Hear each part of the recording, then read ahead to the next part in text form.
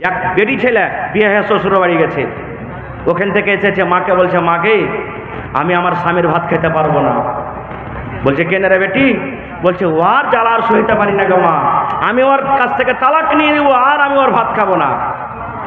মা তখন বুঝতে দিচ্ছে, দেখেন, বলছে কি বেটি রে, একটা কাজ রে বেটি, তুই তালাক নিস না, কিন্তু একটা কাজ তুই কর। বেটে বলছে, কি গে মা? বলছে, বেটি রে, তোকে আমি জহর দিয়ে দিচ্ছি রে মা। জহর বলছেন বিষ, বিষ খেলে মানুষ মরবে না, মরবে না।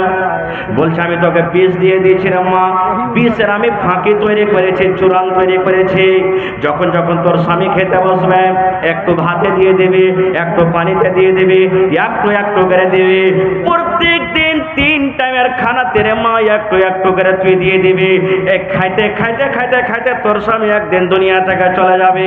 কিন্তু মারে শোন, মা শিখিয়ে দিচ্ছে, মারে শোন বেটি রে শোন, যখন তুই তোর স্বামীর বাড়ি এখন যখন চলে যাবে, আর এই স্বামীটাকে তোর যখন বিষ দিবি, খাবারে পানিতে বিষ দিবি, তখন তোর স্বামী যেন তোর পরে শক করতে না পারে যে আমার স্ত্রী আমাকে বিষ খেয়ে মারবে বলে আমার বিষে খাবার দেয়। তাহলে কেমন করে চলবি রে বেটি?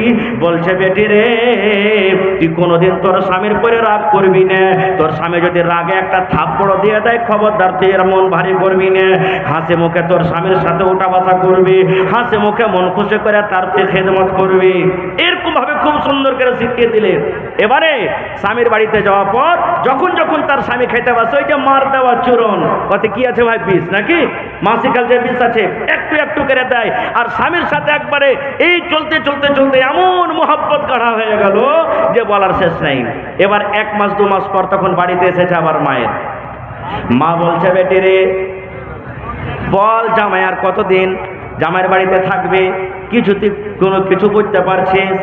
বলছে, মা আর আমি তালাক নেব না, মা তালাক নেব না। আর আমি যে এতদিন জোহর খাওয়াইলাম আমার স্বামীকে, আমার স্বামী তো আর বাঁচবে না, মনে হয় আস্তে আস্তে মরে যাবে। বেটির কথা শুনে মা বলছে, বেটি রে, কেমন কথা বলছিস? তুই যা বলছিলি ওর ভাত খেতে পারবো না। বলছে, মা গে, আমার স্বামী এখন আমাকে এত আদর করে গো মা।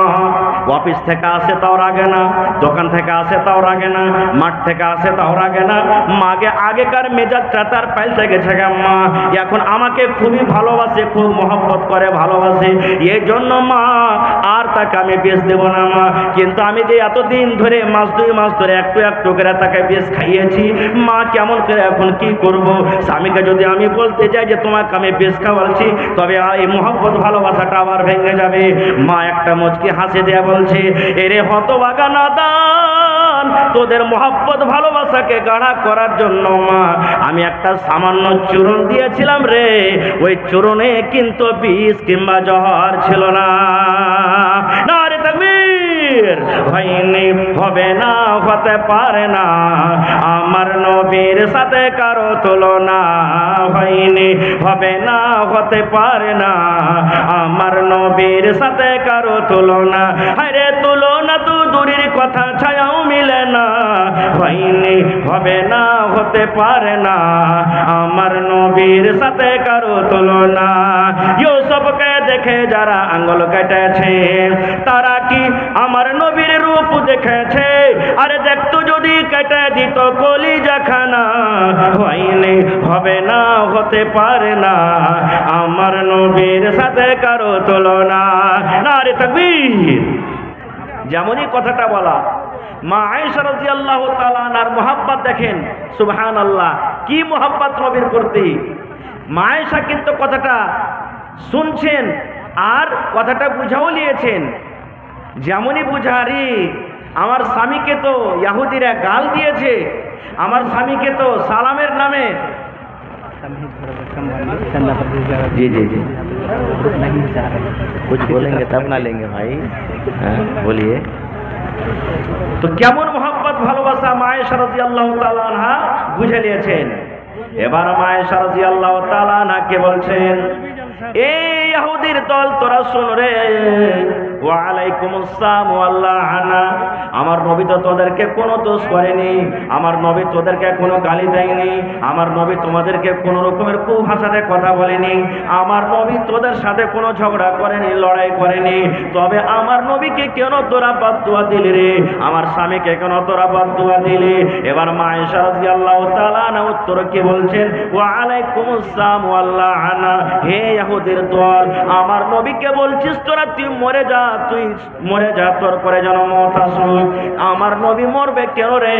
হে ইহুদির জামাত, তোদের পরে আল্লাহর মওত আসুক, তোরা মরে যা, তোরা মরে যা, তোদের পরে মওত আসুক, তোরা মর, এবং তোরা হালাক হয়ে যা, তোর পরে লানত বর্ষুক। দেখেন কেমন মহাব্বত, কেমন ভালোবাসা, দেখেন আল্লাহুস সামাদ। এর মতো ভালোবাসা মহব্বত আমাদেরকে রাখতে হবে, ওই মতো মহব্বত করতে হবে না। যেমন একদিন এক মাওলানা, একটা ছোট্ট কথা বলছি, একদিন এক মাওলানা ওয়াজ করছেন। কি ওয়াজ করছেন? যে দেখেন ভাই, স্ত্রীকে কোনোদিন খারাপ ভাসবেন না, স্ত্রী যদি ভালো মতন রান্না বান্না করে দেয় তার তারিফ করবেন। কি তারিফ? ওয়াহ, তোমার তরকারিটা কত ভালো জি, তুমি কত সুন্দর করে রান্না করেছো জি। এই মতো তারিফ করতে গেলে স্ত্রী কিন্তু খুশ হয়ে যাবে, আপনার খিদমত করবে বেশি করে। এবার একটা মোটা হইসা লোক ছিল মজলিসে, ও কিন্তু স্ত্রীকে জীবনে ভালোবাসত না। এবার জালসা টালসা শুনে ভাই বাড়ি গেছে, বাড়ি যাওয়ার পর তখন ওকে ওর স্ত্রী খাইতে দিয়েছে, খাইতে বসেছে, ওর কথাটা কিন্তু মনে চলে এসেছে, আরে মৌলানা তো জালসাতে বলেছেন আজকে যে স্ত্রী যদি খাবার দেয় তো ওর তারিফ করতে হবে, ওর প্রশংসা করতে হবে। তখন খেয়েছে আর বলছে, তোর হাতের এই তরকারিটা কত ভালো হয়েছে রে, এরকম মাছ মনে হয় তুই জীবনে কোনোদিন রান্না করিসনি, কত সুন্দর করে তুই রান্না বান্না করেছিস। যেমন কথাটা বলা ভাই, বেলন বুঝেন, বেলন যে রুটি পাকায় বেলন, চাক্কিতে বেলন, হাইসাল ঘরে একটা বেলন ছিল, বেলনটা নিয়েছে কেরা ওর স্বামীর মাথাতে এক বেলন দিয়ে বলছে, লিচ্ছি লাগা মরা, আমি এতদিন সারা জীবন রান্না বান্না করে খাওয়াইনো, কোনোদিন তুই আমার নাম করিসনি, আর আজ পড়োশির বাড়ি থেকে তরকারি চেহাই নিয়ে দিয়েছিস, তুই ওর নাম করছিস। হ্যাঁ তো ভাই, এরকম তারিফ প্রশংসা করতে গেলে তো হ্যাঁ এই বেলনই খেতে হবে ভাই। ভাইরা আমার, তাহলে একটা হাদিস আপনাদের সামনে দিয়ে দিলাম, আর একটা হাদিস আপনাদের সামনে রাখি। আল্লাহ নবীর বেটে নবীজির 4 জন মেয়ে ছিলেন, 4 জনের মধ্যে সব থেকে ছোট মেয়ের নাম ফাতেমা রাদিয়াল্লাহু তাআলা আনহা। নবীর ছোট বেটির নাম কি? নবীর ছোট বেটির নাম কি? ফাতেমা রাদিয়াল্লাহু তাআলা আনহা। এটা হলো কে? হযরত আলী রাদিয়াল্লাহু তাআলা আনহুর স্ত্রী। আর একদিক থেকে আলী হলেন কে? নবীজির কাকাতো ভাই। শর্টে 2 মিনিটে এবার আব্বার কাছে এসেছেন দেখার করার জন্য, কিছু চাইব বলে। যেমন আপনার বেটিরা আপনার কাছে চাহে, আপনি একটা মোবাইল দেন, আব্বাজি একটা ছাগল দেন, আব্বাজি একটা মুরগি দেন, আব্বাজি একটা গরু দেন, আব্বাজি এই দেন ওই দেন, মিটকেস দেন, গজরেজ দেন, চাহে কি চাহে না? তা আল্লাহ নবীর ছোট বেটি ফাতেমা রাদিয়াল্লাহু তাআলা আনহা আব্বার কাছে চাইতে এসেছেন। এবার যেই সময়তে গেলেন বাপের বাড়িতে, ওই সময়তে কিন্তু নবীজি বাড়িতে নেই, দিনের কাজে গেছেন, কোনো কামে কাজে গেছেন। আর মা ফাতেমা রাদিয়াল্লাহু তাআলা আনহার যেটা নিজের মা খাদিজা দুনিয়াতে বেঁচে নেই, দুনিয়া থেকে চলে গেছেন। বাড়িতে কি আছেন? আল্লাহ নবীর আরো একজন স্ত্রী মা আয়েশা রাদিয়াল্লাহু তাআলা আনহা, এটা হলো ফাতেমার সতার মা, বাড়িতে আছেন। ফাতেমা এলেন, আসার পর বলছে সতার মাকে, মা আয়েশাকে, কি মা আব্বা বাড়িতে নেই?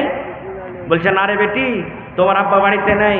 কোথায়? দিনের কাজে গেছেন বা কোনো কাম কাজে গেছেন, আশপাশ বহে আছে। কি কথা বল, তোমার আব্বা আসবে তখন আমি বলে দেবো।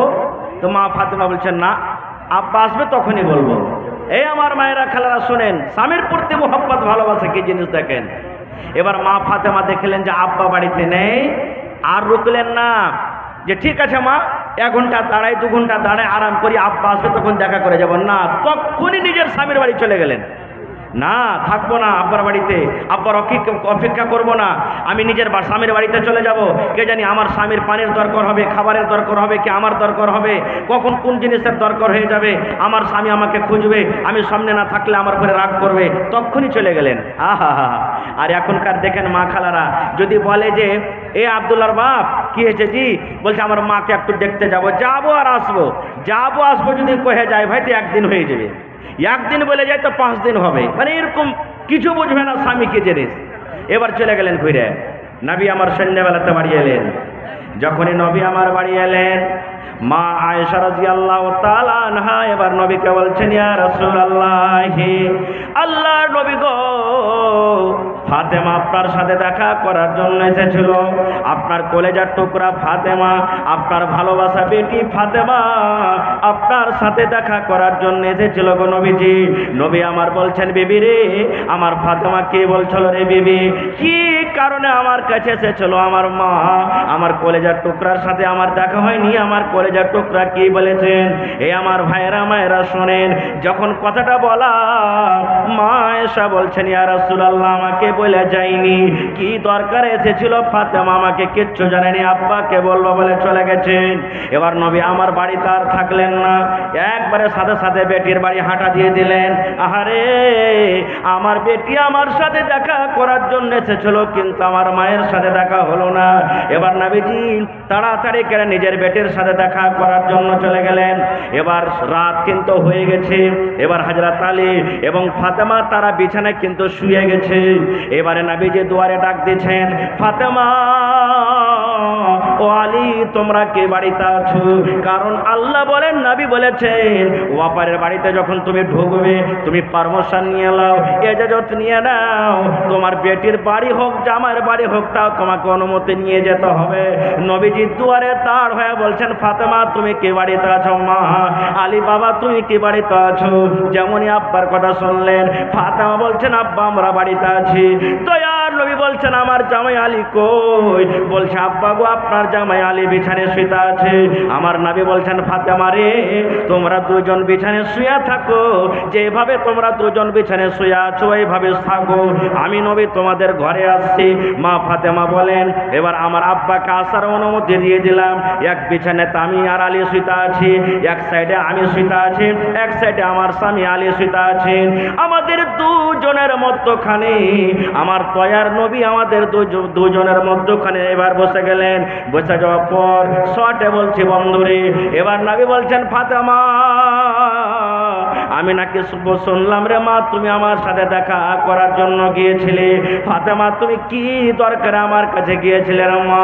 কি তোমার দরকার ছিল? কি জন্য তুমি আমার সাথে দেখা করার জন্য গিয়েছিলে রে মা? তুমি বলো তো।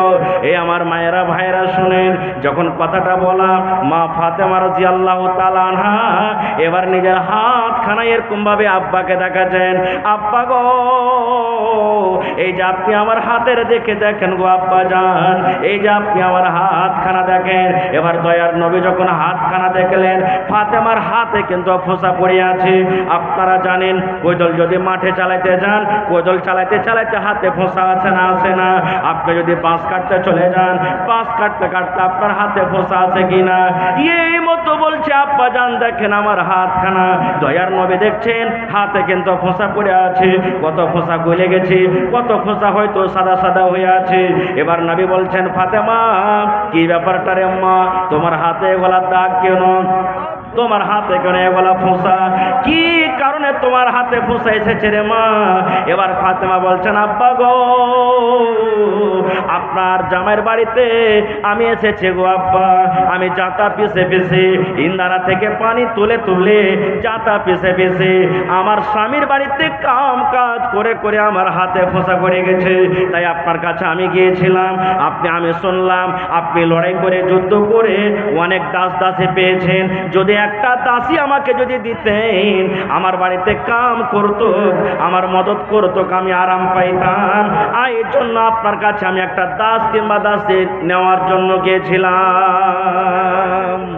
ভাই আমার, দাস দাসী আনার জন্য আমি গিয়েছিলাম। এবার নবীজি তার বদলতে কি বলছেন তাকে জানেন? আমি ওদিকে যাব না খো, কারণ কথাটা লম্বা হয়ে যাবে। আমি পয়েন্ট আপনাকে শুধু এটা আমি দেখাতে চাই। কি পয়েন্ট দেখাতে চাই? ফাতেমাটা কে? কে ফাতেমাটা? এই আমার মায়েরা খালারা শুনেন, ফাতেমাটা কে? আল্লাহ রাসূল বলেছেন, মহিলারা জান্নাতে যাবে, যে নারীরা যে মহিলারা জান্নাতের ভিতরে যাবে, আমার দয়ার নবীর বেটি ফাতেমাও জান্নাতের ভিতরে যাবেন রে, ফাতেমাও জান্নাতে যাবেন।